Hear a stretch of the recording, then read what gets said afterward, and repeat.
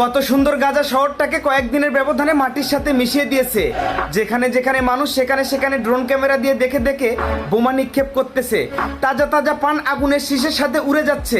এই দৃশ্য কি জাতিসংঘ দেখতেছে না? তারা কি করে দেখবে? তারা তো ইহুদিদের দালালি করতেছে। ইরান ঘুমিয়ে গেছে, সাথে ইয়েমেন, লেবানন হতাশ হয়ে গেছে, সৌদি, কাতার, দুবাই, ওমান, কুয়েত হাতে চুরি পরে বসে আছে। এই ইতিহাস একদিন ঠিকই সাক্ষী দিবে, ইসলামকে বাঁচাতে গিয়ে শুধুমাত্র ফিলিস্তিন যুদ্ধ করেছে, আর পুরো বিশ্বের মুসলমান চেয়ে চেয়ে দেখেছে আর বসে বসে জিকির করেছে। রাসূল সাল্লাল্লাহু আলাইহি সাল্লাম ভবিষ্যৎবাণী করে গেছে, শেষ জামানার সর্বশ্রেষ্ঠ মুসলিম জাতি ফিলিস্তিন এবং তাদেরকে যারা সহযোগিতা করবে। ফিলিস্তিনের এই করুণ দৃশ্য দেখার পরও যারা চুপ আছো, কথা বলতেছো না, মনে রেখো সবাইকে আল্লাহর বিচারের কাঠগড়ায় একদিন দাঁড় হতে হবে।